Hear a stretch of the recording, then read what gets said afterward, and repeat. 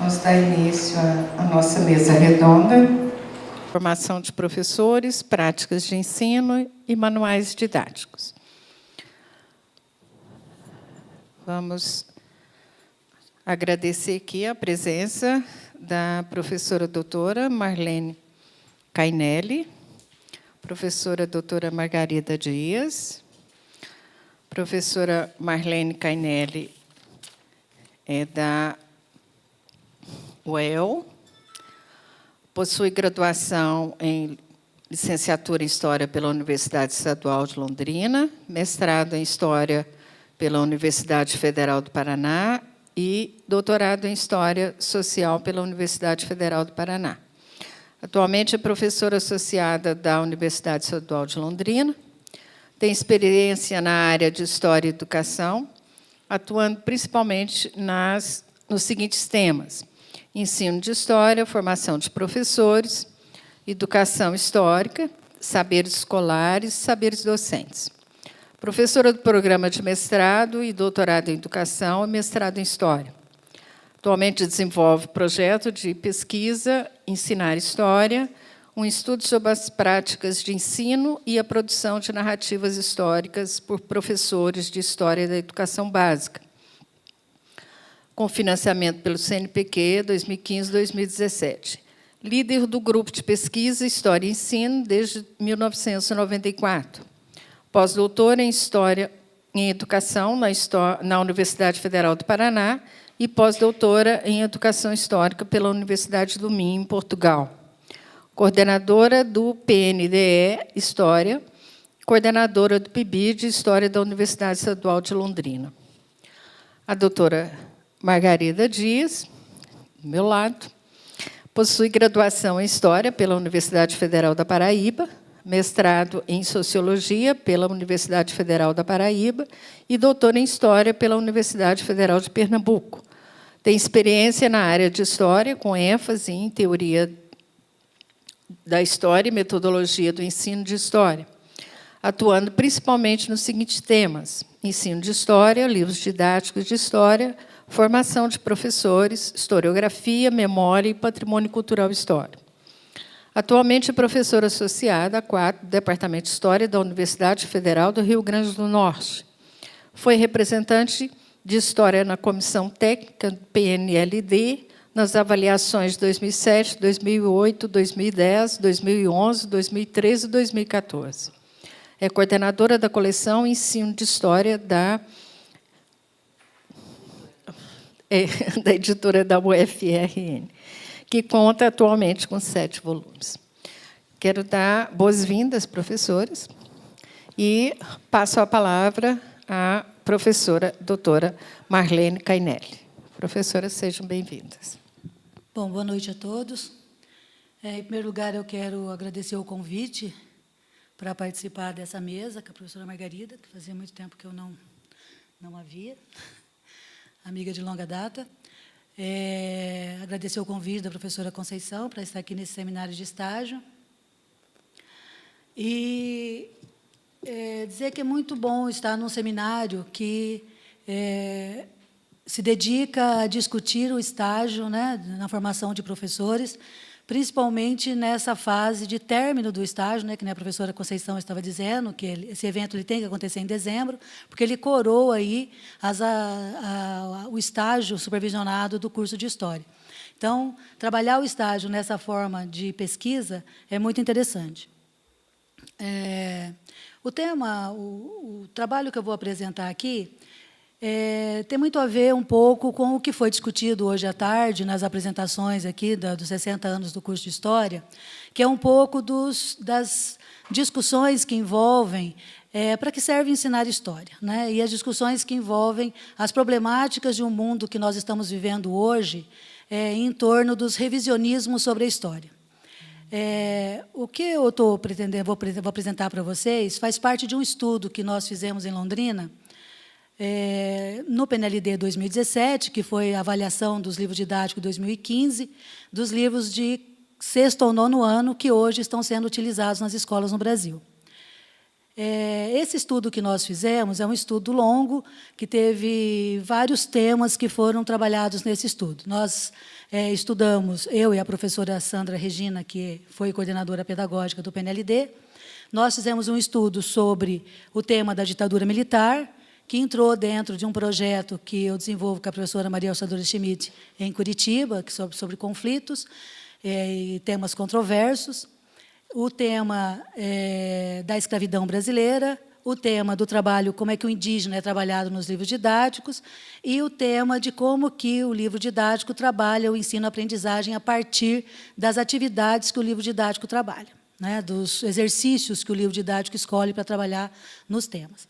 Então, são vários temas. Para essa apresentação aqui, eu optei por trabalhar um tema, o tema da escravidão, que é um tema que nós estamos no momento de análise, né, das discussões. Para trabalhar esse tema, eu optei pelo seguinte, primeiro, em apresentar para vocês algumas questões a partir da ideia de que quem vai à escola pensa o quê sobre os temas do livro didático. Então, eu coloquei aqui, vocês estão vendo aí, algumas discussões que estiveram na mídia aí sobre a questão de como que o futuro presidente do Brasil pensa a questão da escravidão, né? Que o Jair Bolsonaro disse que o português nem pisou na África, né? Que foram os próprios negros que entregavam os escravos. A partir dessa fala do Jair Bolsonaro, eu tive contato com duas outras pessoas que também apresentaram algumas falas sobre a questão da escravidão. Uma professora universitária, professora do curso de pedagogia da UEL, ela disse o seguinte, que esses escravos, esses eram entregues pelas tribos vencedoras dos confrontos armados, né? Que não foi uma questão dos portugueses irem até a África e sequestrarem esses africanos, não, que eles eram entregues pelas tribos. Uma outra pessoa, uma economista, funcionária pública da Universidade Estadual de Londrina, que diz o seguinte, mas que os portugueses não caçaram nenhum, foram vendidos por outros negros que os fizeram de escravos. Então, esse compartilhamento que as pessoas que foram à escola, né, pensam sobre a questão da escravidão no Brasil. Compartilhamento entre os portugueses e os próprios africanos, né, na questão do aprisionamento dos africanos. E aí eu optei aqui por usar algumas frases de algumas pessoas que nunca foram à escola, que estão na minha tese de doutorado, quando eu entrevistei algumas pessoas que não tinham ido à escola sobre alguns temas canônicos da história do Brasil. E entre esses temas estava a escravidão. Então, eu coloquei aqui 3 frases dessas pessoas que nunca foram à escola. Então, elas disseram assim, que escravo apanhava muito. Os pais do meu pai tratavam eles que nem escravos. Eles contavam que os escravos tinham que trabalhar muito, que não apanhava, batia mesmo. Eles tinham que trabalhar, moer cana, tinha tudo no muque ali, mulheres, homens e tudo. Então, essa pessoa aqui é uma pessoa que nunca foi à escola. Esse entendimento sobre a escravidão que ela tem é um entendimento que vem de uma tradição familiar, uma tradição da família que contava sobre como eram os escravos. A outra pessoa diz assim, os escravos eram sempre chicoteados. Se ficasse com os brancos, eram chicoteados para trabalhar. A outra pessoa disse, era os preto, né? O povo de cor, não é mesmo? Que foi muito judiado, não foi? E depois foi a princesa Isabel que libertou eles, não foi? Porque eles sofriam muito. Meu Deus, como eles sofreram, né? Então, essas 3 pessoas, elas têm um entendimento sobre a escravidão a partir da dor que era ser escravo, a partir da violência que tinha a escravidão, mas elas não estudaram sobre a escravidão nos livros didáticos, porque elas nunca foram à escola. O que dizem os historiadores sobre a escravidão no Brasil, né? Eu coloquei ali dois historiadores, né, o Christopher Corsi e o Luiz Felipe Alencastro, que falam sobre essas questões, dizendo que é improvável, né, que a ideia dos portugueses nunca estiveram na África é completamente absurda, né, completamente falsa. E o Luiz Felipe Alencastro, que mostra que 4,8 milhões de escravizados chegaram ao Brasil no período entre 1500 e 1850. As importações brasileiras foram 46% das destinadas à América. O tráfico atlântico vitimou cerca de 12 milhões de pessoas e disseminou violência e escravização em todo o continente africano, né? Isso é o que os historiadores dizem. E o que foi a escravidão? Então, usando aqui uma frase, um trecho de um livro do Jaime Pinsky, que é um livro da década de 90, então ele diz assim: não havia limites para a crueldade. Negros mortos, achicotadas, crianças assassinadas, agarfadas, por mulher que desconfiava ser ela filha de seu marido como uma escrava. Então, ele usa um enxerto, na verdade, aqui de um jornal do Rio de Janeiro, né, para dizer o que tinha sido a escravidão. Um senhor em Lorena, que assassinou 15 escravos, outro que amarrou seu escravo no chão e o matou lentamente, com suas botas e esporas, negros jogados a fornalhas, esse tipo de coisa. Então, isso é o que diz, né, os historiadores. Aí, sobre a abolição da escravidão. Aqui eu uso um texto de uma entrevista que a Lilian Schwartz deu na Folha de São Paulo, a respeito do novo livro que eles lançaram, né, que é sobre a questão da escravidão. Ela trabalha a ideia de que, pós-república, houve um silenciamento, né, da escravidão. A República, num acordo feito com o Império, silencia sobre a questão da escravidão, tanto que a República não tem como um dos seus objetivos, né, a libertação dos escravos. Então, há um silenciamento, né, a respeito da escravidão com relação à República. Então, ela coloca lá, a República veio com uma tentativa de colocar uma pedra no tema da escravidão, como se tivesse ficado morto no passado junto com o Império. Temos um hino da República, aquele que canta liberdade, liberdade, né, abre as asas sobre nós. E há uma estrofe que diz: nós nem cremos que escravos outrora tenham havido em tão nobre país. Né?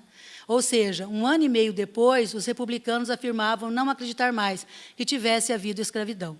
Era um processo, segundo a Lilian Schwartz, de amnésia nacional sobre isso. Por que por que nós fizemos esse estudo a partir do livro didático?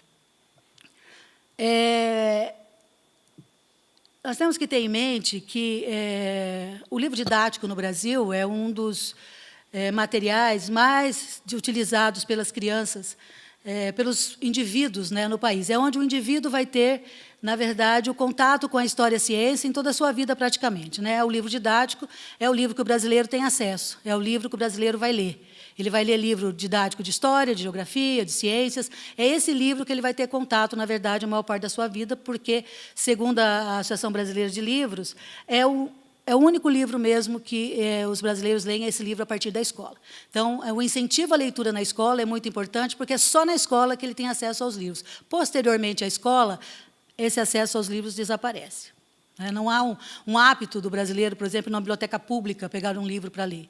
Quem vai à biblioteca pública pegar um livro para ler é a criança em idade escolar, incentivada pelo professor de português, incentivada pelo professor de história, esse tipo de coisa. E temos que também ter em mente que o livro didático no Brasil ele é acessível a todas as crianças na escola. Né? O programa de avaliação de livro didático, de distribuição de livro didático no Brasil, é um dos maiores programas do mundo de distribuição de livros. E ele é um programa, hoje, quase universal de distribuição. Quer dizer, era. Né? Porque nós descobrimos, no ano passado, que, da avaliação que nós fizemos, em Londrina, por exemplo, só 70% dos livros foram distribuídos. Então, tem escola que não recebeu livro nenhum. E tem escola que recebeu só um conjunto de livros. Então, tem para uma sala e não tem para as outras. Então, o livro ficou na biblioteca, e quando o professor precisa, o professor de história precisa do livro, ele pega o livro e leva. Tem um carrinho que eles andam com o livro pelas salas de aula. O governo não fez a distribuição como fazia, né, antigamente. Então, esse estudo que nós fizemos em 14 manuais que foram aprovados no PNLD de 2017, de 19 coleções que foram avaliadas. O PNLD, o Programa Nacional de Avaliação de Livros Didáticos, essa mesa aqui, né, sobre manuais escolares de livros didáticos, ele estipulava, né, em seus... Estou falando tudo no passado, porque nós não sabemos como é que é agora. Né? Então, estou falando no passado. Então, não estou falando como é que hoje é a avaliação de livros didáticos. Estou falando como era até 2017. Então, até 2017, o PNLD era regido pelo Decreto 7.084, de 2010.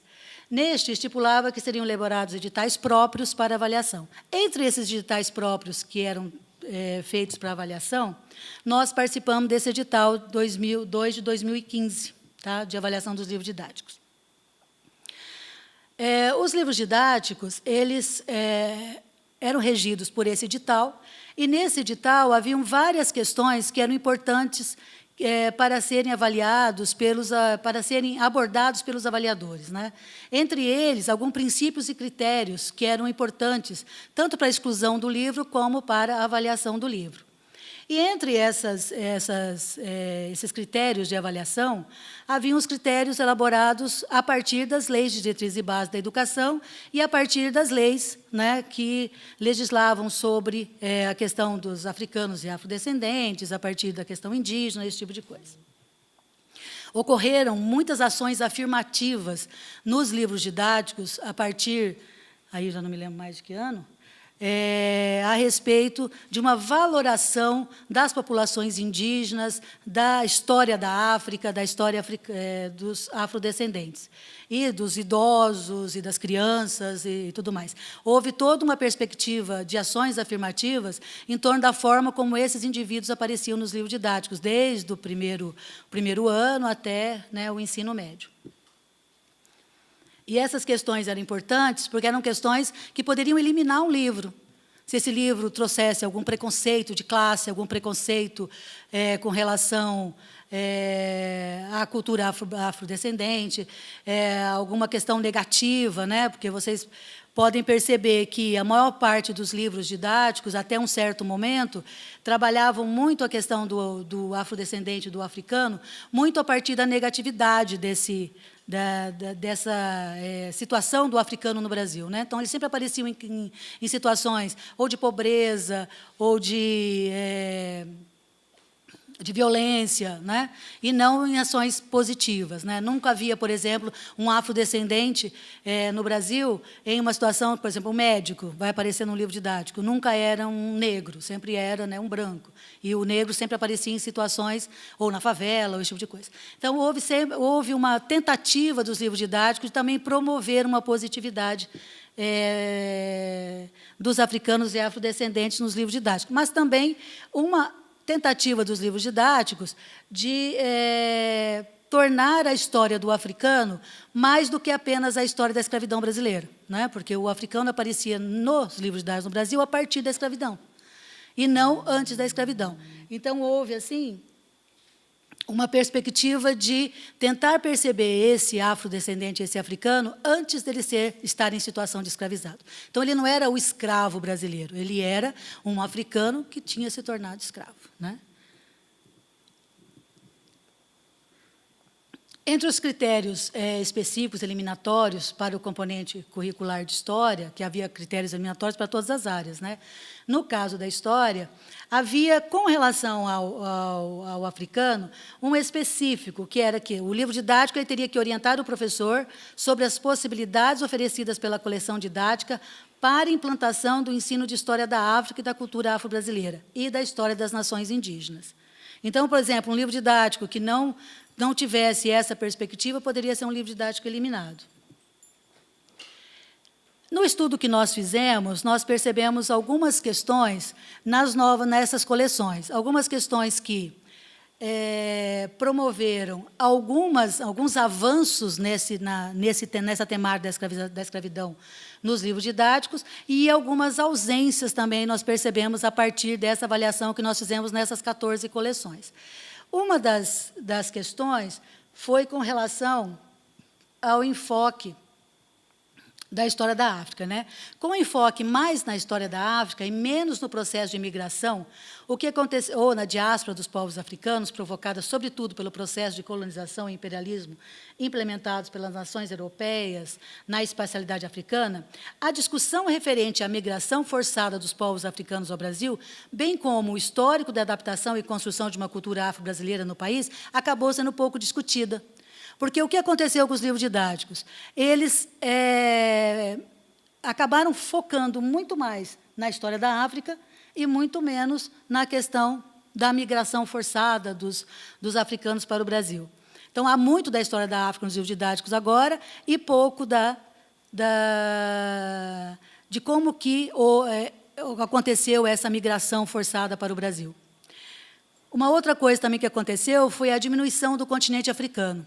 Então, o que acabou acontecendo? O continente africano, nos livros didáticos brasileiros, acabou sendo um continente africano apenas dos países de onde vieram os africanos para o Brasil. É como se a África se resumisse a Angola, Guiné e Moçambique, Angola, Guiné, Moçambique. Então, é como se a África se reduzisse a esses 3 países. Então, não há uma perspectiva de um trabalho da África, mas sim uma perspectiva do trabalho dos países africanos, dos africanos que foram escravizados no Brasil. O que acabou reduzindo, né, a questão do que é a África, né? A África, hoje mesmo, não existe essa abordagem. A abordagem da história dos povos africanos, acabou, né, desconectada da história de outras sociedades. E a representação desses povos como escravos é bastante recorrente, sobretudo no processo de colonização da América Portuguesa, né? Mesmo com toda essa perspectiva de uma positividade, de um trabalho da história da África, ainda essa questão dos povos africanos como escravos é muito recorrente ainda nos livros didáticos. Quais avanços que a gente pode perceber? Que quando o livro didático procura abordar a presença africana não apenas na perspectiva da escravidão, mas também na valorização de algumas expressões culturais, como a capoeira, ações afirmativas mais recentes, né? Depois eu vou falar um pouquinho desse negócio da capoeira. Destaca-se também que, além dos textos complementares, há uma ampla lista de indicações de livros, sites, filmes para o professor, tanto no que diz respeito à temática indígena, quanto à temática africana e afro-brasileira. Então, há, assim, uma perspectiva muito grande de incentivo a uma leitura sobre a história da África, né? Aí, quando você vê as bibliografias, você vê que ela é muito mais ampla do que aquilo que é trabalhado no livro didático. Aí é o seguinte, eu vou só fazer um pequeno... na verdade, estudo exploratório aqui, bem resumido ainda, de um livro didático que nós escolhemos para só usar como exemplo, por exemplo, dessa avaliação que eu estou fazendo aqui. Eu escolhi esse livro, do Alfredo Boulos, porque é o livro mais utilizado e mais escolhido nas escolas do Paraná. Ele foi, por exemplo, escolhido por todas as escolas em Londrina. Não teve nenhuma escola que escolheu um livro diferente. Todos escolheram o livro do Alfredo Boulos, que não é o Guilherme, não é o outro, não é o Boulos, é o outro Boulos.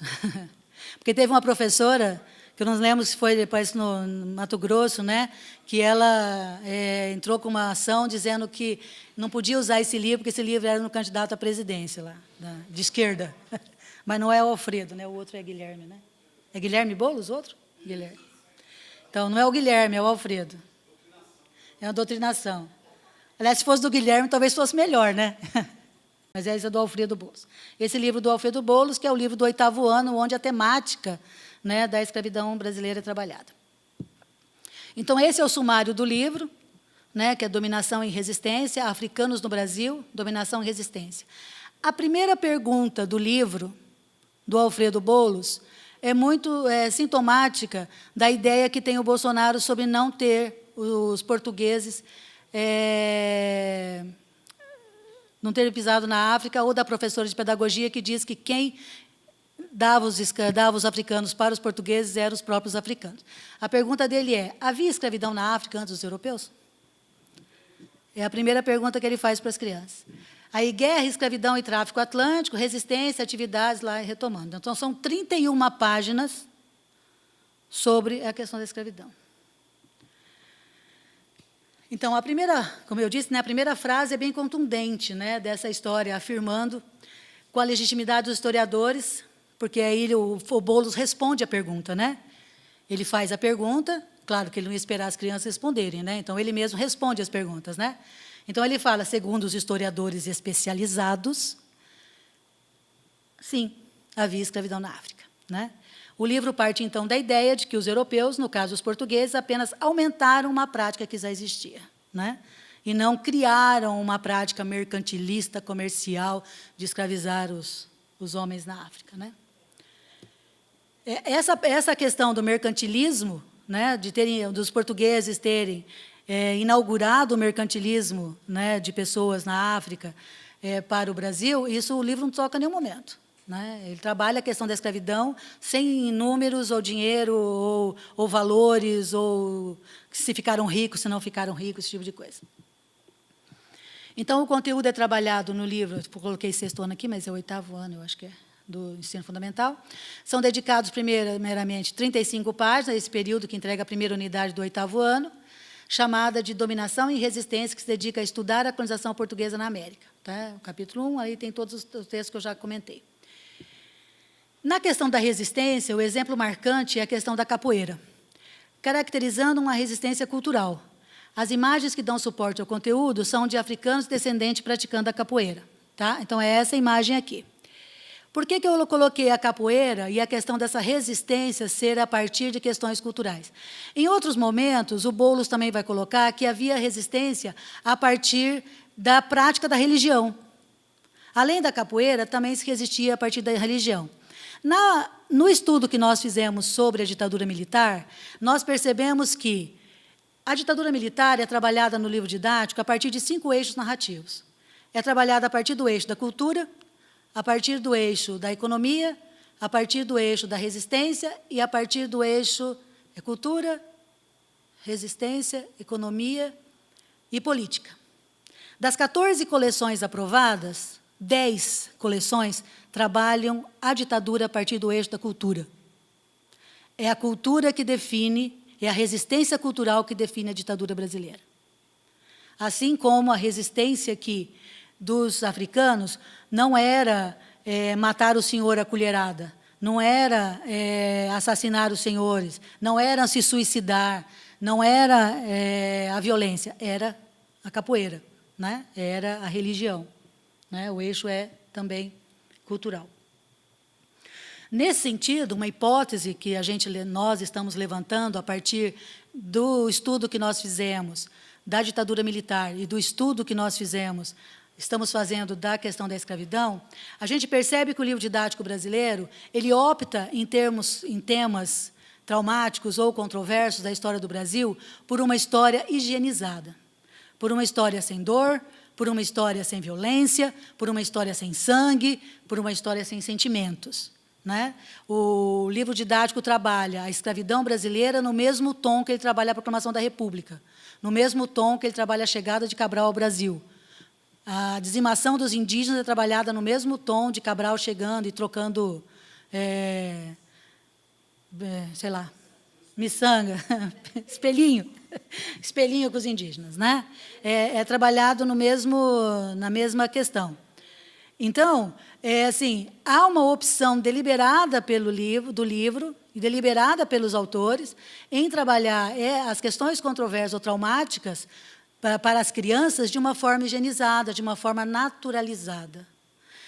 E eu percebi também nos meus alunos dando aula, por exemplo, que, durante o estágio, que eles trabalhavam a dizimação dos espanhóis, dos nativos, da mesma forma que eles trabalhavam outra coisa. Não havia nenhum tom de choque, nenhum tom de, vamos dizer assim, de espanto. Afinal de contas, os espanhóis mataram milhares de indígenas, dizimaram todo mundo. Não, os espanhóis dizimaram todos os indígenas que tinham na América. Toda uma sociedade foi dizimada. De uma forma assim, como se não fosse só uma história que já acabou, fosse só uma história que já passou. Então, você não precisa ficar revoltado com essa história, não precisa ter um sentimento de indignação com essa história. E o livro didático vai por esse mesmo caminho. Não há nada indigno na escravidão brasileira. Em nenhum momento a palavra indigno apareceu. Em nenhum momento a palavra violência aparece no livro do Boulos. Certo? E aí, sobre essa questão do tema traumático, a própria Lilian Schwartz, ela vai trabalhar a ideia de que não houve choque posterior com relação aos horrores da escravidão. No Brasil, qual foi o suposto? Que a escravidão era lei. Era legal. Né? E, durante muito tempo, foi naturalizada. A ideia de naturalização é terrível. Sempre se mostrou uma escravidão muito benéfica. Basta vermos as imagens que passam a ideia de uma escravidão ordeira, né? Tranquila, né? Os negros andando lá pela coisa, dormindo nas senzalas, né? Tudo ordeiro, ninguém se revoltava, não houve rebeliões, a não ser o fato de terem surgido o Quilombo dos Palmares. Né? Eles fugiram e formavam o Quilombo, mas não que dentro do próprio sistema eles fizessem alguma coisa que desordenasse essa escravidão que durou 300 anos. Né? como se isso fosse possível em um sistema que pressupõe a posse de um homem sobre o outro, né? E aqui a Lilian Schwartz está respondendo essa questão, porque o jornalista pergunta para ela se é possível comparar a questão da escravidão ao Holocausto. Aí ela vai dizer que não. Por quê? Porque o Holocausto é um crime imprescritível. É imprescritível. Pode passar 200 anos, aquela 200 anos não, porque ninguém vai estar vivo. Mas outro dia, um nazista foi condenado com 100 e tantos anos, porque é um crime que não tem prescrição, né? Com relação à escravidão, não é crime. Não há crime de todos esses escravos que 300 anos sofreram, né, com a escravidão brasileira. Era lei. Esta forma de apresentar o conteúdo histórico sobre um tema traumático na história brasileira serve ao intento de manter o passado no passado. Segundo Luiz Sanfilippo, que é um historiador argentino, ele diz o seguinte: a noção de temporalidade que emerge das ideias do uso do conceito de trauma na história supõe o estabelecimento de uma relação não linear entre passado e presente. O que tem sido pode afetar o presente, na medida em que este passado foi reprimido e esquecido devido à sua natureza irreconciliável com as representações atuais. Por sua vez, o presente também possuiria a capacidade de modificar o passado, que não estaria a fim de morrer, que é o que acontece com o tema do Holocausto, né? O tema do Holocausto é um tema traumático e trabalhado de forma que ele nunca morre, porque ele está sempre presente nos horrores. Aliás, as pessoas inclusive usam muito como exemplo, né? Hoje até o professor Pedro Miralles usou: não devemos deixar Auschwitz retornar, certo? Mas no caso, por exemplo, da escravidão brasileira, não há essa discussão dos temas traumáticos da nossa história, nem com relação aos indígenas, nem com relação à escravidão, e muito menos com relação à ditadura, certo? Que podemos ver aí que as pessoas acham que deva voltar à ditadura, né? Que não houve nada de tão horrível na ditadura. Então, só muito recentemente é que se foi colocando em pauta a dimensão da chacina e o fato de a escravidão mercantil da era moderna ter produzido a maior diáspora vida no mundo depois de Roma. Até o movimento negro, né, palavra da Lilian Schwartz, contestar a data de 13 de maio, a data era uma data cívica, né, comemorada. Era celebrada, era despolitizada. Atualmente estamos politizando essa data e deixando bem claro que é preciso lembrar para não esquecer. Mas não é possível celebrar, certo? Como se celebrava o 13 de maio, com a princesa Isabel, né, proclamou a libertação dos escravos. E eu lembro que uma coisa que me incomodava muito no conteúdo sobre a escravidão nos livros didáticos era a importância que se dava aos intelectuais na libertação dos escravos. E não aos sujeitos, né, que 300 anos sofriam ali com a escravidão, mas sim a como os intelectuais ajudaram, né, a acabar com a escravidão. Quando os intelectuais entraram na história contra a escravidão acabou. Intelectuais, jornalistas, né, pessoas. Do passado que parecia superado, não há vitórias para comemorar. Em vez disso, ele retorna à memória e à recontagem repetitiva e incessante dos mortos. Então, aqui estão as referências, né? Então, essa discussão sobre o livro didático, ela é importante em que sentido? Importante em que sentido? Do que nós iremos, provavelmente, passar a partir das revisões e negacionismos que estão acontecendo e irão acontecer a partir do ano que vem. Vejam só, hoje nós temos uma história sobre a ditadura, nós temos uma história sobre a escravidão, que pode, a partir do ano que vem, haver um revisionismo sobre isso. A partir do que e quem vai lutar contra esse revisionismo. Por isso que o reitor disse hoje, eu acho que ele está muito certo, da importância dos historiadores, e da importância dos livros de história, e da importância de quem escreve e avalia esses livros de história. Então, é muito preocupante esse tipo de política pública, agora, neste momento. E quem que vai coordenar esse tipo de política pública que vai pôr esses livros didáticos na mão dessas crianças, que serão adultos no futuro? Se os adultos que hoje estudaram nos livros de história sobre a ditadura militar são adultos que são capazes de pensar que a ditadura não foi algo tão ruim, o que serão adultos que nem viverão a ditadura, porque a ditadura não terá existido? Certo? Isso é muito preocupante. Me preocupa muito essa questão do revisionismo à ditadura, que já é claro, ninguém está inventando, já foi colocado por muito das pessoas, e sobre a escravidão também. Como que nós vamos trabalhar esses temas a partir de uma situação adversa, né? Se em tempos de democracia nós trabalhamos de uma forma ainda higienizada, ainda naturalizada nos livros didáticos, que serão a partir de agora.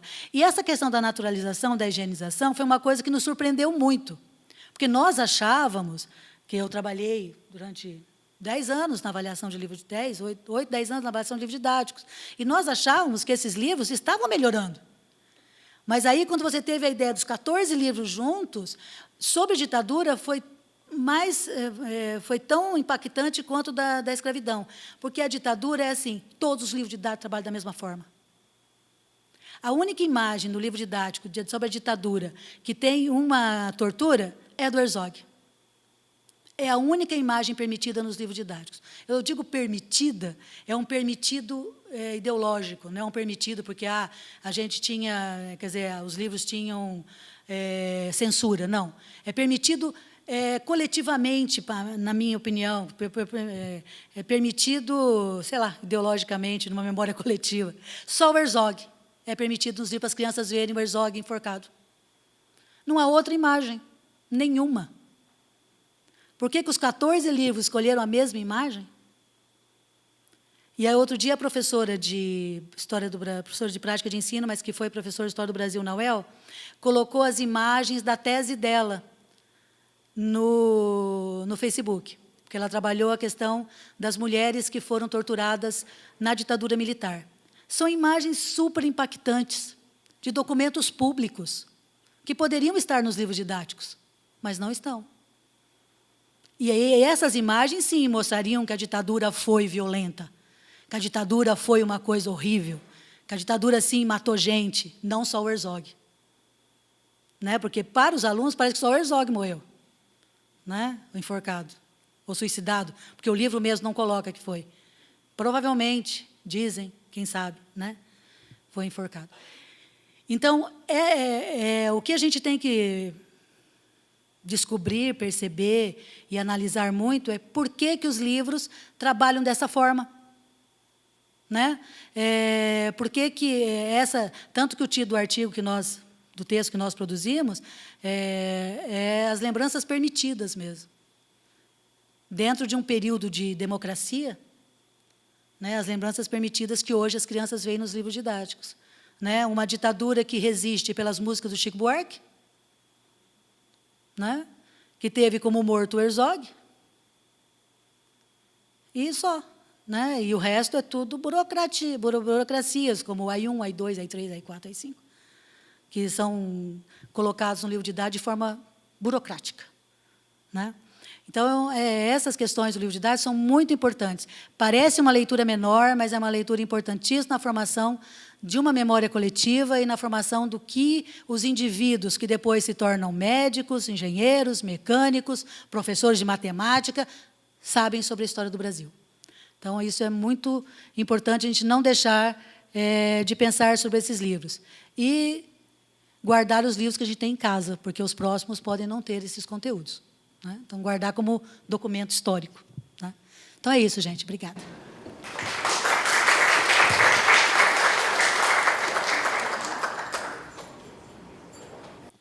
Boa noite.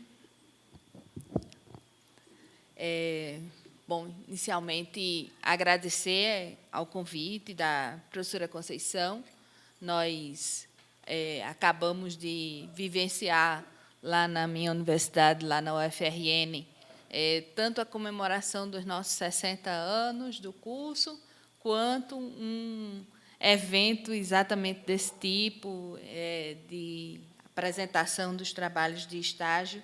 E eu estou dizendo isso para reforçar a importância do que Marlene já disse, de a gente estar juntos nesses momentos, né, de pensar, projetar futuros possíveis e pensar quais serão os nossos papéis. Como futuros profissionais, no caso dos alunos de estágio, e, no nosso caso, aí, dando continuidade ou perto de encerrar nossas carreiras. A gente está pertinho, né? A alegria de estar junto de Marlene é dobrada. Nós estávamos com muitas saudades uma da outra. Nós, esse ano, completamos 21 anos de amizade, e esses 21 anos têm sido também de muito respeito e de, quando é possível, alguns trabalhos juntos. Então, é uma alegria muito grande estar aqui, a casa do meu amigo Rafael Sade, a casa da minha amiga Conceição, a casa do meu amigo Leandro. Então, fico bastante honrada e satisfeita. Eu preparei uma fala onde eu dividi as 3 grandes áreas que Conceição colocou como título da mesa: formação de professores, prática de ensino e manuais didáticos. Eu não sou professora, já fui professora da antiga prática de ensino, hoje os estágios supervisionados, mas agora não sou. Então, essa parte do meio vai ser muito em cima das pesquisas e dos estudos que eu tenho feito. Na realidade, tudo que eu vou falar aqui é fruto da minha experiência como professora e como pesquisadora. E, como Marlene fez, eu tentei organizar uma fala pensando nos desafios que nós temos em relação a esses 3 grandes campos: formação de professores, práticas de ensino e manuais didáticos, e algumas ideias que eu tenho que não são necessariamente que eu quero colocar em prática, mas que eu acho que a gente precisaria conversar, a gente que eu digo, nós, professores, pesquisadores, que trabalhamos na área, né?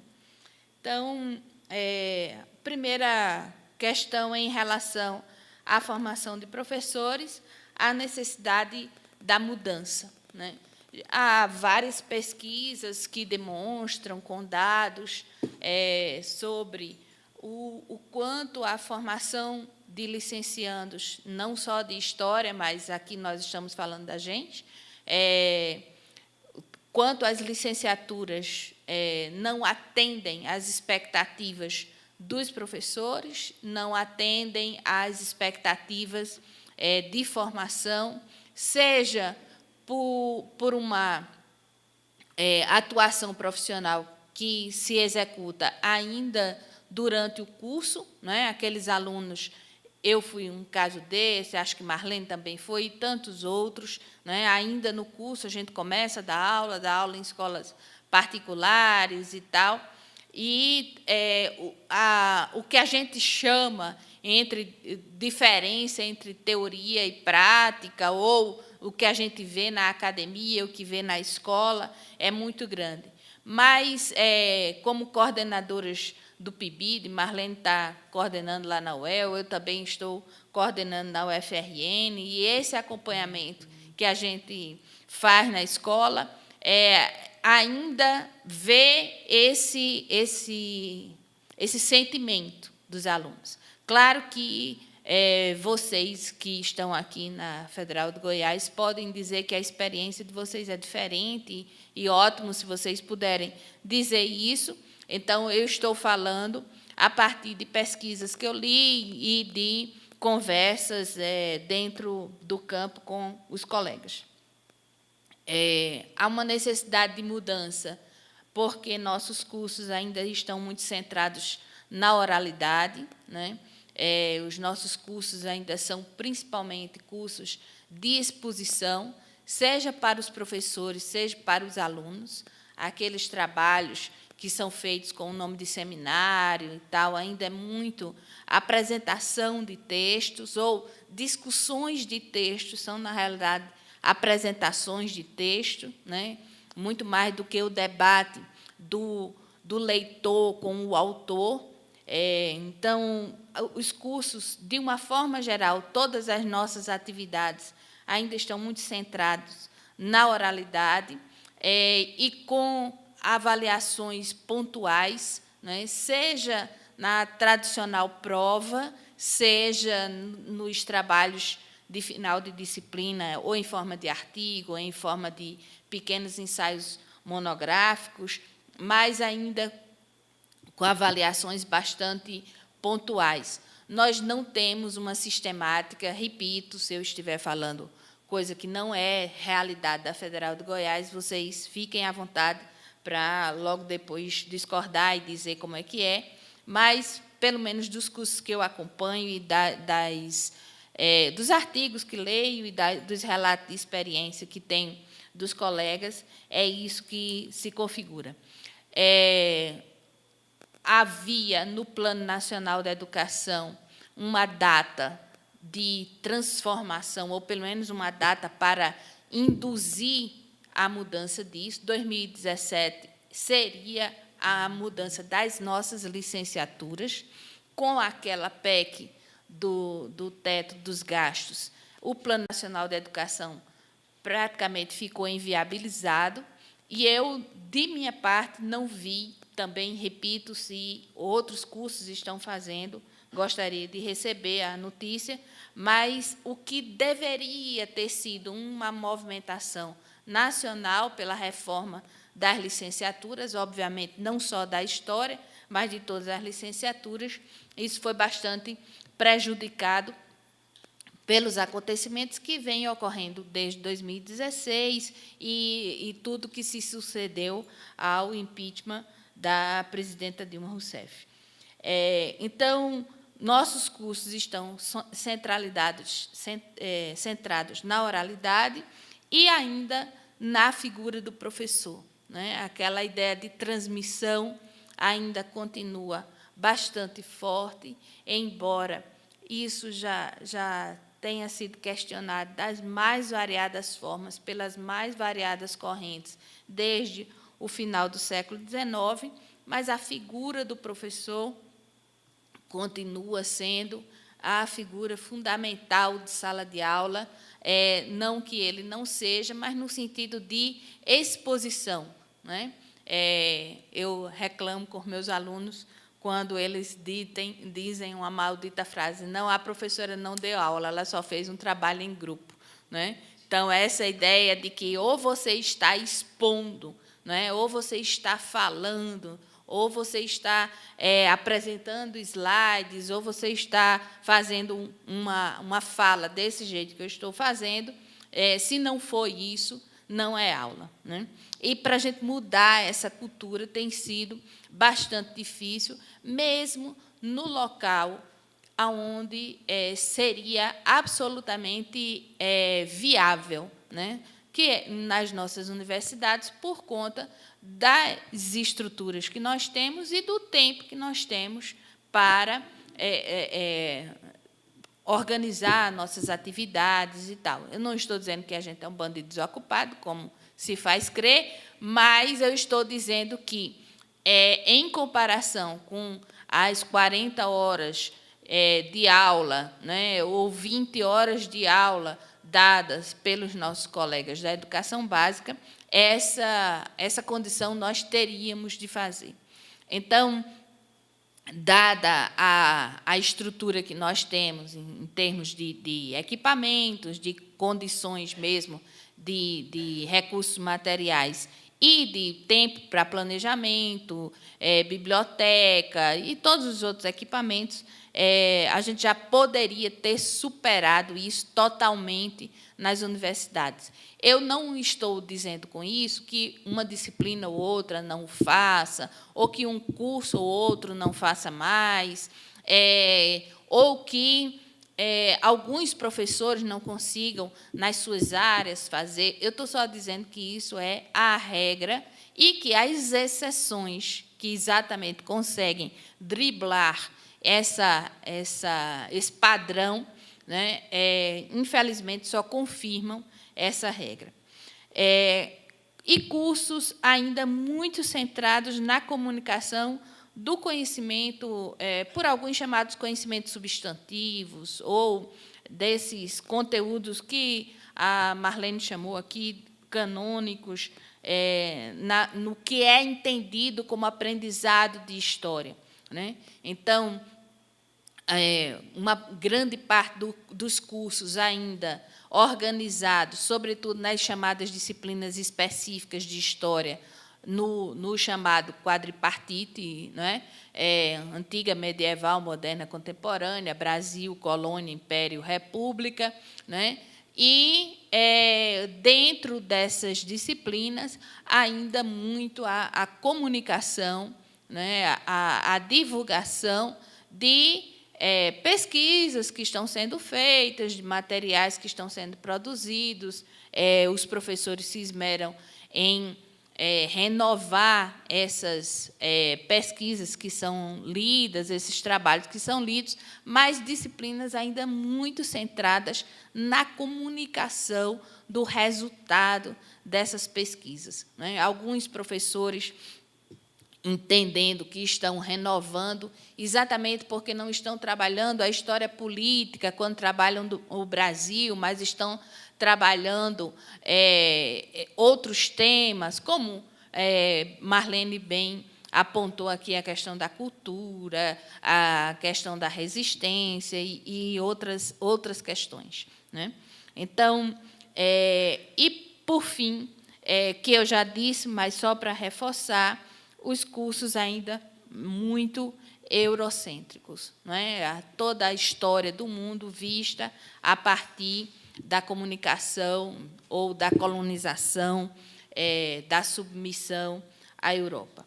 Então, isso pautado, eu não quis ficar citando aqui as pesquisas e tal, para não ser enfadonho, mas depois eu vou mandar para a Conceição os dados que eu utilizei para organizar essa fala, e aí eu incluo essas pesquisas. Então, isso é fruto de uma série de diagnósticos que são feitos dos cursos, sobretudo nos momentos de mudança dos projetos políticos pedagógicos dos cursos. É muito comum também as análises que nós vemos dessas mudanças, ainda os professores muito pautados pelo que eles chamam a minha disciplina, né? Não, então não pode mudar porque a minha disciplina dá conta desse período, né? Não pode mudar os períodos e assim sucessivamente. Então, eu considero que há uma necessidade de mudança que foi pautada. Eu acho que o PIBID foi uma indução à mudança e um sintoma disso, ao mesmo tempo, né? Os mestrados profissionais também foi outra tentativa de influir nisso, e também consequência dessa necessidade de mudança. E nós tínhamos, né, a perspectiva aí do Plano Nacional da Educação, e agora nós temos que ver como é que nós vamos fazer. Mas há necessidade de pensarmos os nossos cursos de história, né, como formação de professores e de profissionais que vão atuar em outras áreas, pensando essas questões que já foram fartamente diagnosticadas e apontadas como problemas a ser resolvidos. Eu acho que a gente precisa...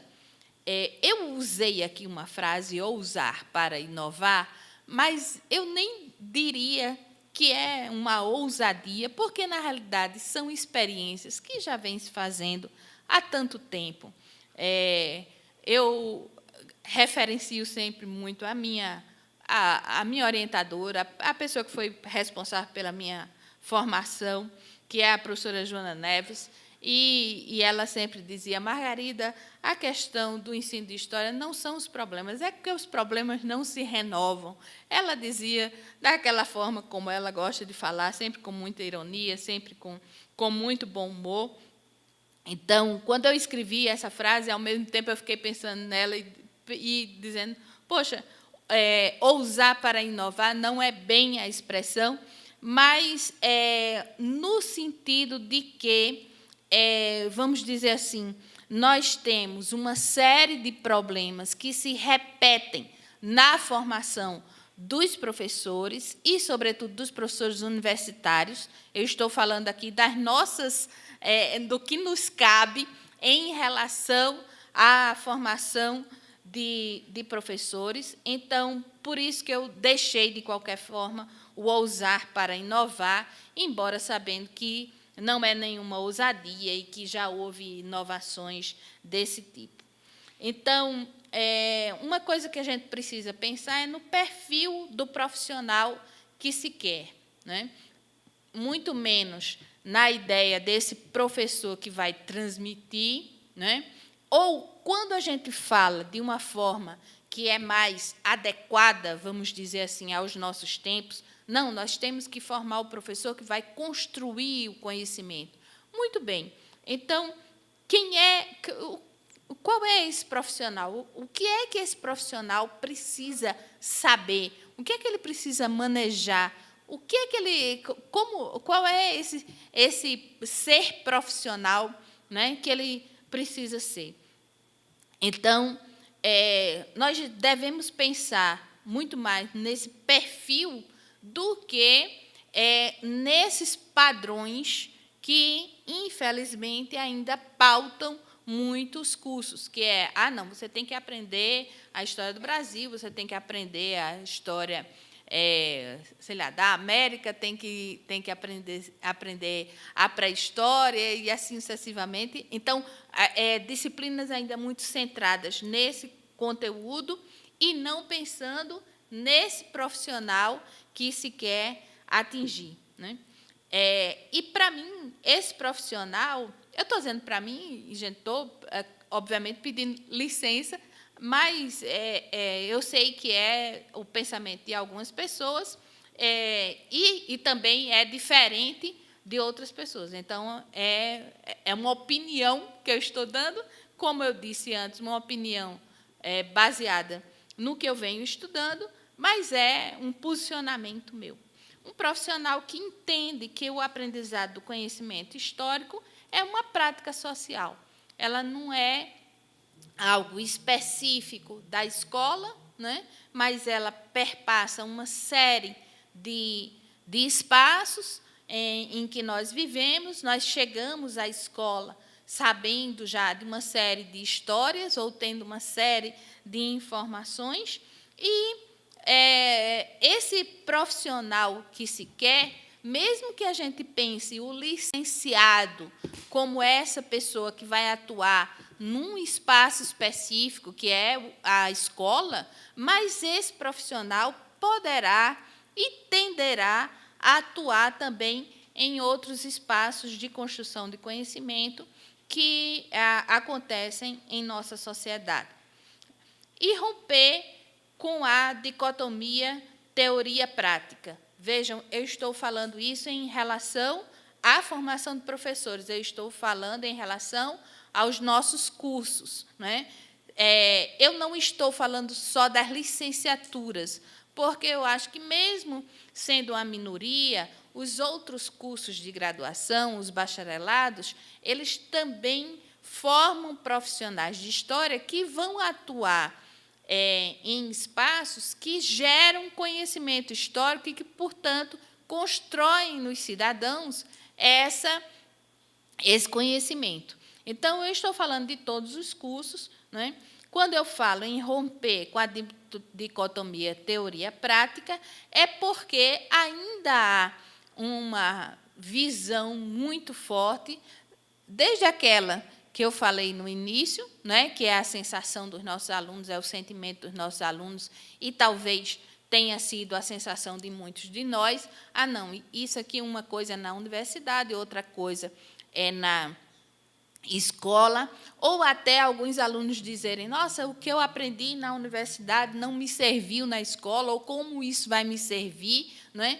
E pouca reflexão sobre o que aquela prática tem de teórica e o que aquela teoria tem de uma tradição que vem se conformando no ensino de história e, portanto, tem os saberes dessa prática também, né? Então, a necessidade de romper com isso, e eu nem vou falar da dicotomia mais, se é possível existir alguma coisa mais clássico, mas a dicotomia disciplinas, as chamadas disciplinas de conteúdo, disciplinas pedagógicas, né, ou específicas, e da metodologia, como, em geral, são tratadas. Então, para mim, né, resumindo, essa formação de professores precisa pensar nessa necessidade da mudança e precisa ousar para inovar. Se nós fomos, vamos dizer assim, impedidos, né, sobretudo nas universidades públicas, por essa PEC dos gastos, do teto dos gastos, mas, com certeza, os desafios que a sociedade impõe vão nos fazer pensar essas necessidades de mudança para além disso. Em relação às práticas de ensino, como eu falei, atualmente eu não sou professora de estágio. Os nossos estágios lá na UFRN não estão lotados no Departamento de História, estão lotados no Centro de Educação. Eu sou do Departamento de História, trabalho com outras disciplinas que são relativas à formação de professores, História do Ensino de História, Ensino de História e Materiais Didáticos, Memória e Patrimônio, a prática como componente curricular. Então, trabalho com outras disciplinas, mas, em todas elas, em qualquer uma delas, vejo a absoluta necessidade de registrar, compartilhar e aprender, né? É muito estranho, continua sendo muito estranho, que nós, professores e alunos, né, que somos categorias que lidamos tanto com a escrita, né, não registremos as nossas práticas, as nossas experiências, né? Nós temos experiências muito variadas, de trabalhos muito variados que fizemos em escolas mais variadas ainda, universidades tão diversas quanto, e nós não temos o registro disso, né? E, sobretudo, para a gente que vai chegando numa idade, né?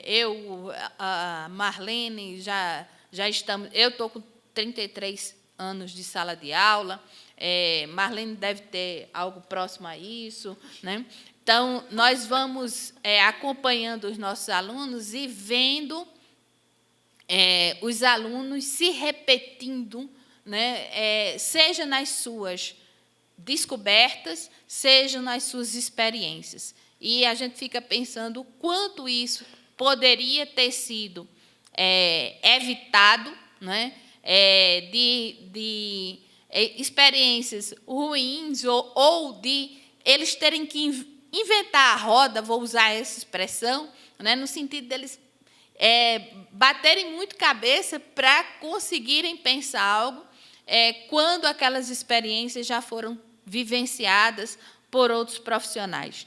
Então, é absolutamente importante a gente registrar isso, nessa ideia de compartilhar e aprender. E importante como reflexão da teoria e prática do professor, né? A importância desse professor refletir sobre isso, né?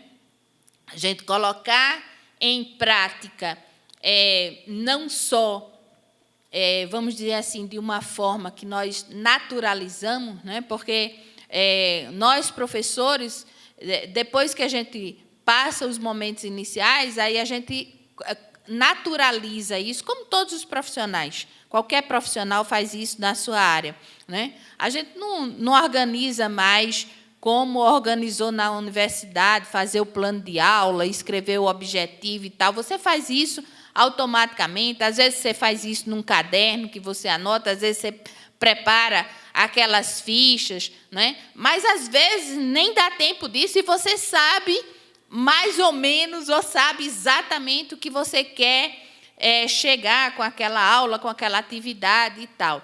Só que essa reflexão, né, essa reflexão que muitas vezes nós fazemos desse modo, ela precisa se efetivar de outra forma. E é exatamente por isso que eu chamo a atenção para a importância de eventos desse tipo, de atividades desse tipo, né?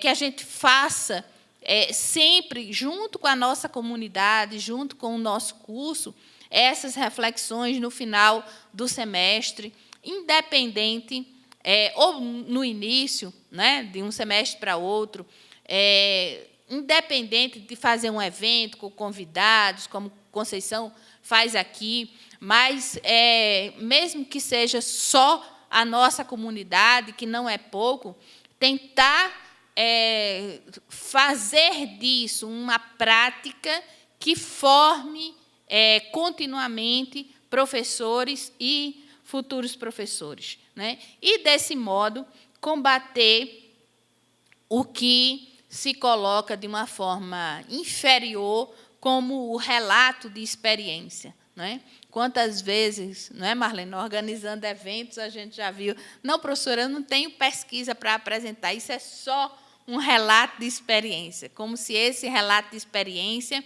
não contivesse saberes, não contivesse uma teoria, não contivesse uma prática, não contivesse uma reflexão importantíssima sobre o que nós estamos fazendo. Então, é absolutamente necessário nós pensarmos e agirmos em relação a isso, né? A outra parte do que eu estou chamando esse ponto das práticas de ensino é a referência no método da história, né? Alguns colegas têm gasto muito tempo, escrito trabalhos, e eu acho isso de uma importância incrível do ponto de vista da epistemologia da história, da forma de produção de conhecimento, sobre se existe um método, ou se é só um método, ou se são vários métodos.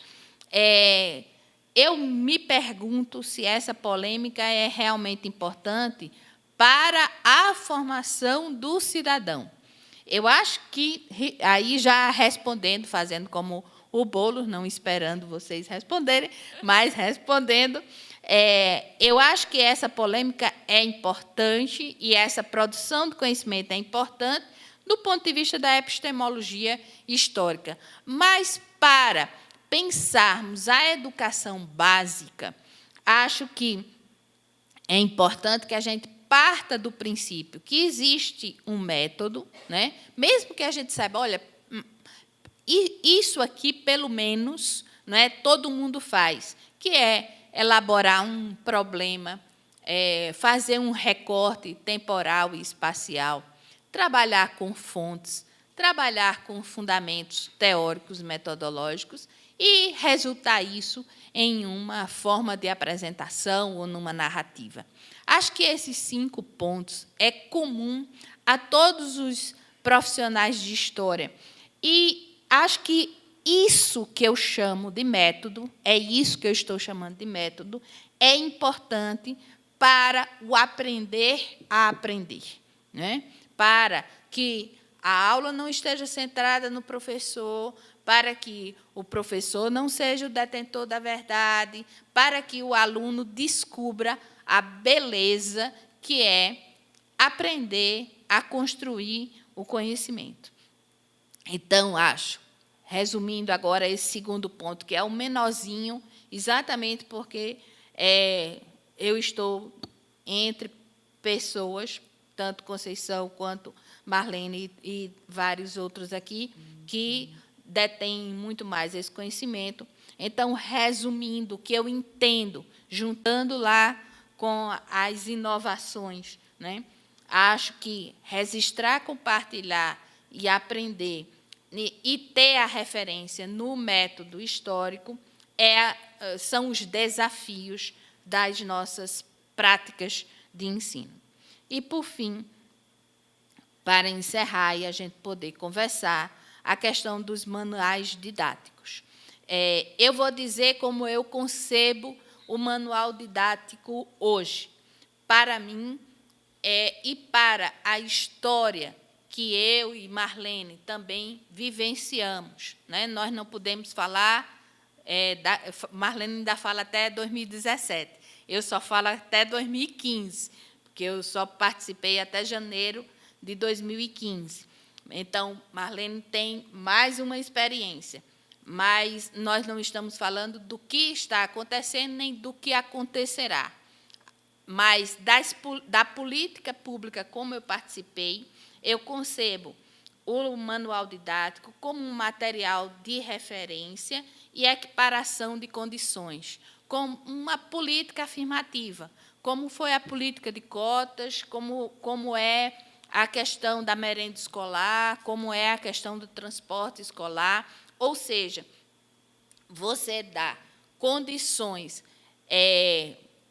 pelo menos, a gente chama de mínimas, mas no sentido de mais iguais possíveis na escola pública, para que os alunos tenham acesso a isso. Marlene já referenciou a pesquisa que está na internet, né, sobre o livro e a leitura, né? O livro didático e a Bíblia continuam sendo os livros mais lidos no Brasil, né? Vocês podem olhar, saiu a última agora de 2017, eles continuam sendo os mais lidos. Como Marlene já falou, é o livro didático que possibilita ações de ir à biblioteca, é a escola, desculpem, não o livro didático, mas é a escola que propicia isso. Então, nós temos uma questão muito séria, que é a formação de leitores e a questão da leitura no Brasil. Então, eu concebo o livro didático como esse material de referência no sentido de que ele deverá estar acessível a todos para equiparar essas condições, para, pelo menos, a gente saber que os alunos têm acesso àquelas informações. Contudo,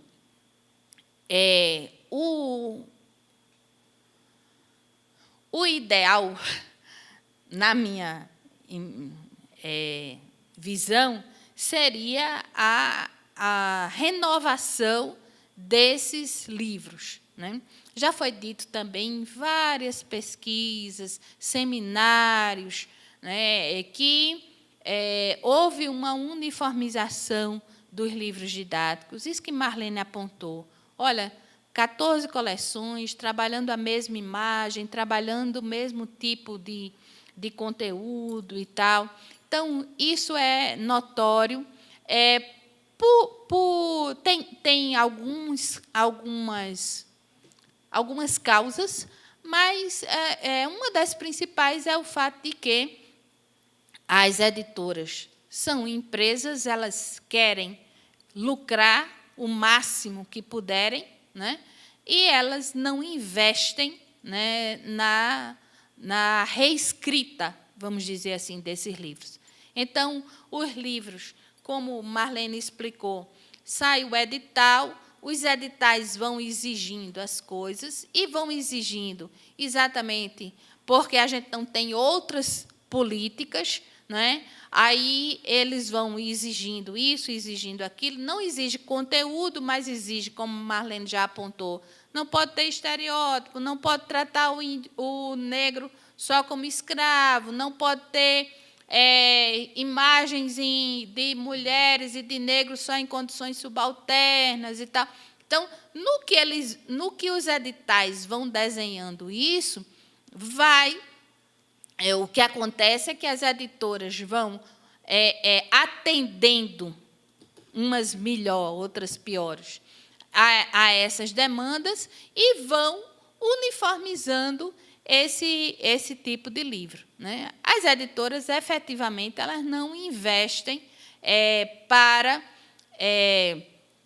uma renovação desse livro. Não investem por quê? Porque precisaria pagar aos autores e às suas equipes, porque o livro não é feito só pelo autor, o livro é feito pela equipe de diagramação, a equipe que vai colocar as imagens. Às vezes, nem em todas as coleções o autor faz também as atividades, em boa parte delas há uma equipe que faz as atividades, que sugere o que Marlene apontou, os sites, os filmes, a bibliografia.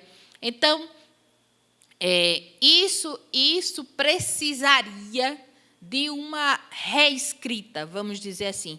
O livro deixar de ser essa coxa de retalhos ou esse Frankenstein que vai se montando a cada edital, né? E a editora dá mais coerência a isso. Elas agem com a lógica que olha, o livro está sendo aprovado, está sendo comprado, então, para que eu vou mexer nisso aqui, né? Então, eu não estou dizendo que isso é o correto, eu estou dizendo que essa é a lógica da empresa capitalista, né?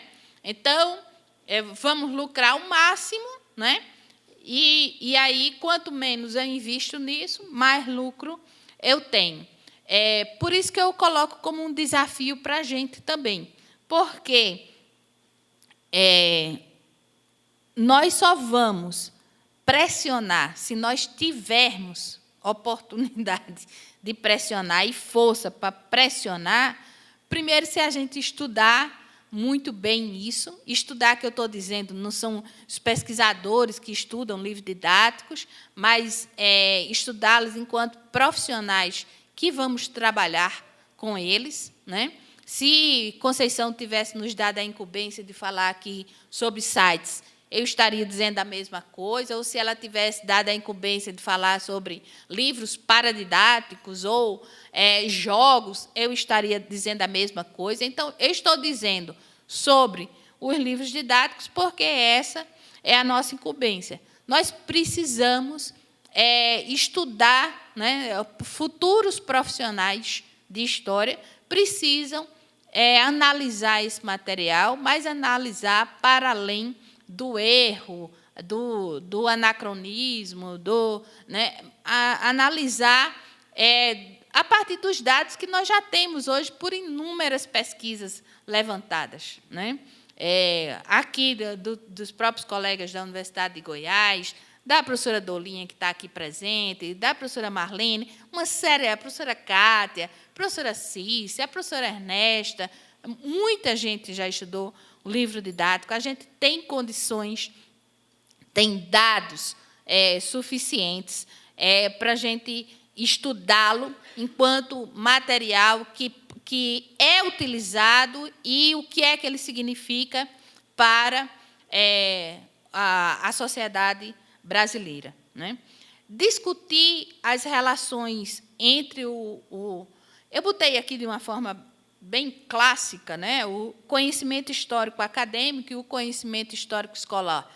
Não no sentido da dicotomia, mas no sentido de falar mesmo sobre essas relações, sobre o quanto um influencia o outro, não é? Ou do que são as necessidades, né, de um e do outro e como o livro didático informa sobre isso, né? Nós precisamos, as nossas universidades, como principais locais de produção de conhecimento, da forma como a sociedade brasileira está organizada, investir nas nossas sínteses, né? Síntese deixou de ser uma coisa feita deixou de ser feita, deixou de não vamos investir nisso e tal, mas os autores de livros didáticos, com raríssimas exceções, eles não fazem pesquisa, eles não vão fazer pesquisa original, não dá tempo para isso, e nem é a incumbência deles, né? Mesmo os que são professores universitários estão trabalhando para uma outra lógica.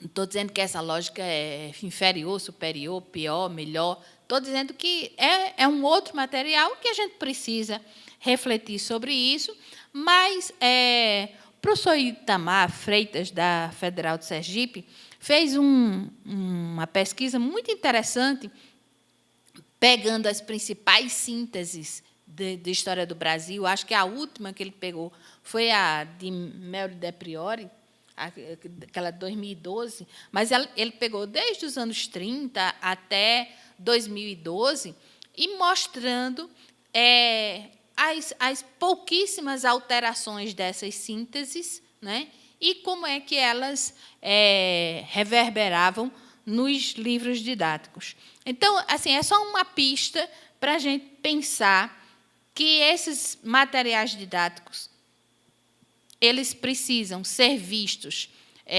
Obviamente, eu nem estou trabalhando aqui com aquele professor, porque eu sei que ele não está aqui, não é o nosso caso, aquele professor que acha o livro didático uma literatura menor, uma coisa inferior, né? Então, estou trabalhando com essa ideia de um material de referência e de equiparação de condições que nós precisamos, nós, professores e futuros profissionais, precisamos estudá-lo, discutir as relações entre esses dois saberes, inclusive para a gente refletir, né?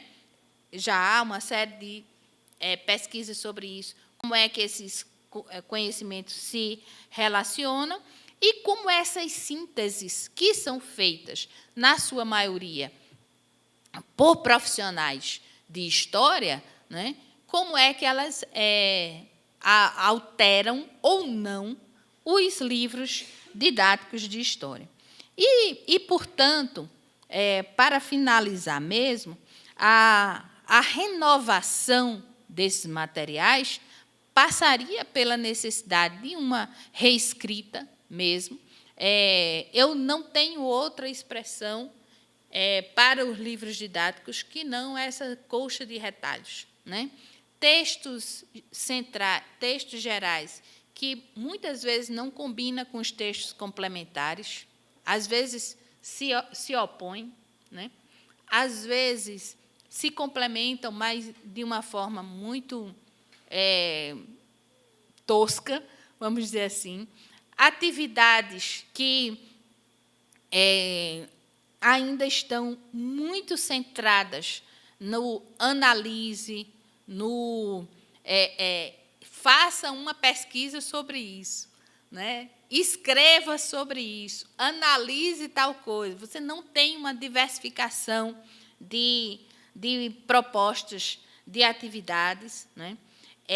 Uma relação real das sugestões com a proposta de ensino e aprendizagem. Às vezes, você tem no manual do professor uma proposta muito bacana de como deve acontecer a construção do conhecimento na sala de aula, mas aí você vai para as atividades, por exemplo, propostas pelo livro. Aquelas atividades são extremamente repetitivas nesse sentido do que eu falei aqui. É sempre faça uma pesquisa é algo tão amplo e tão aberto que a gente não sabe efetivamente o que é que está se propondo ali, né?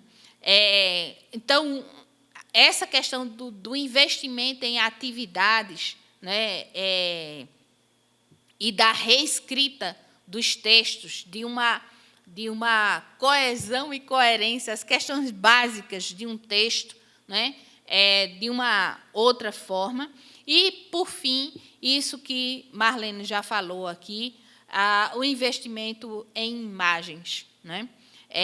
Nos contratos, quando a gente lê as planilhas lá de gastos, as editoras dizem que essa é a maior parcela de gastos deles, que imagens são muito caras, né?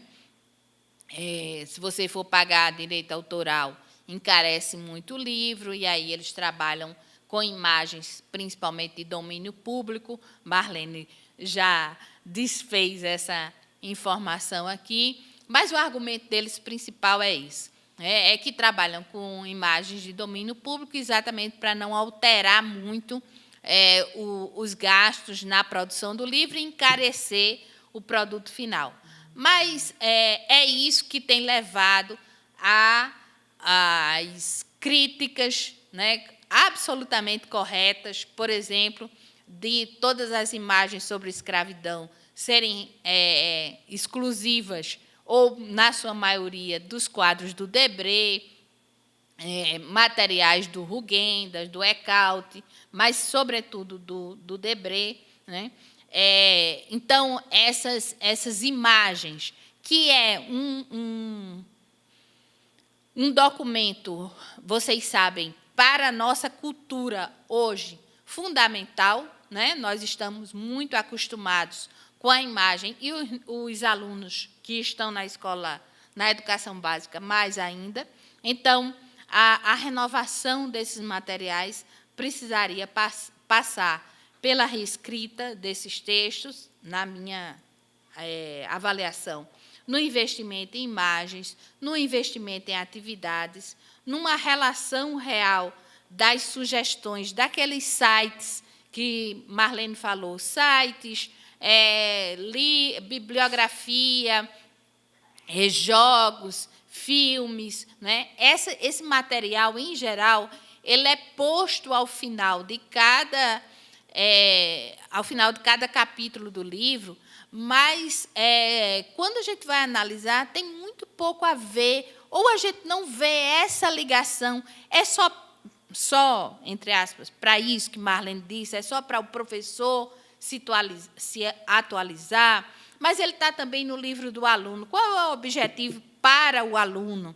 Então, não deveria ser só essa listagem, mas ter, de fato, uma coerência com essas propostas de ensino e aprendizagem. E a diversificação de propostas dos livros, né? Esses livros uniformizados, claro, tem essa questão que eu falei das editoras que não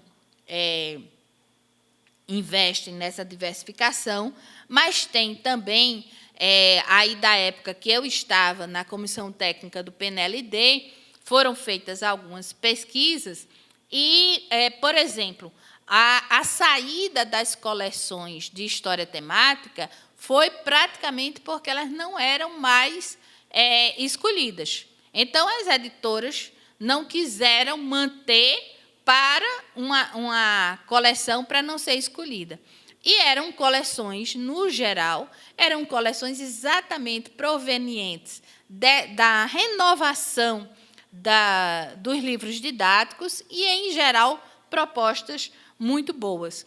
Então, essa diversificação, eu coloquei ela por último, essa necessidade de diversificação tem a ver exatamente com o ponto inicial da minha fala, que é a necessidade de, na formação de professores, essas discussões estarem incluídas para que o livro didático ele não seja prescritivo do currículo, né, de como o professor organiza o seu trabalho, mas que seja, de fato, um material de informação para os alunos, de ajuda para o professor, de referência para o professor e também de crítica, de construção efetiva do conhecimento em sala de aula.